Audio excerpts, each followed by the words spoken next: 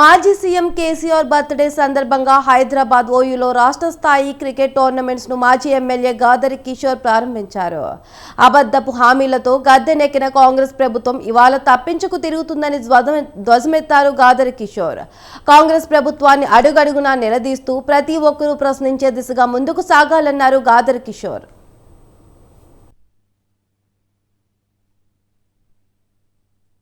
తెలంగాణ జాతిపిత, తెలంగాణ తొలి ముఖ్యమంత్రి వర్యులు వారికి ప్రతి సంవత్సరం ఉస్మానియా యూనివర్సిటీ వేదికగా పుట్టినరోజు సందర్భంగా నిర్వహించినటువంటి క్రికెట్ టోర్నమెంట్ని ఈసారి కూడా నిర్వహిస్తూ నన్ను ఆహ్వానించి టాస్ చేపించి ఈ యొక్క టోర్నమెంట్ ప్రారంభించడం జరిగింది.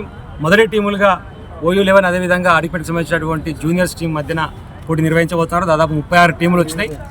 ఏ సమయం ఏ సందర్భం వచ్చినా సరే దాన్ని వాడుకొని అబద్ధపు హామీలతో ప్రచారాలతో కాంగ్రెస్ ప్రభుత్వం గద్దెనెక్కింది. ఇలా మాట తప్పించుకొని తిరుగుతున్నటువంటి పరిస్థితి కనపడుతున్నది.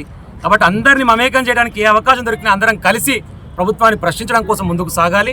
అదొక వేదికగా కేసీఆర్ గారు పుట్టినరోజును వాడుకోవాలని చెప్పేసి ఒక ప్రయత్నంలో భాగంగా నాగారం ప్రశాంత్ సోదరుడు నిర్వహిస్తున్నటువంటి కార్యక్రమం. నాతో పాటు గెలు శ్రీని గారు, ప్రవీణ్ రెడ్డి గారు, ధర్మేందర్ గారు ముఖ్యులు అందరం కూడా వచ్చి ఇక్కడ ఈ కార్యక్రమంలో భాగస్వాములు కావడం జరిగింది. ఉస్మానియా యూనివర్సిటీ నుంచి మాట్లాడాల్సినటువంటి మేధావులకు సంబంధించినటువంటి గొంతులన్నీ కూడా ఎందుకో మూగబోతా ఉన్నాయి.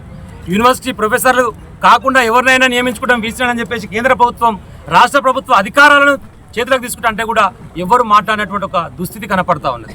మేధావులు ఎవరైతే మేము మేధావులు అని చెప్పుకొని యూట్యూబ్ ఛానల్ పెట్టుకొని మాట్లాడుతున్నారో ఈరోజు వాళ్ళు గొంతులు ఇప్పాల్సినటువంటి అవసరం ఉన్నది అని చెప్పి నేను అడుగుతా ఉన్నాను.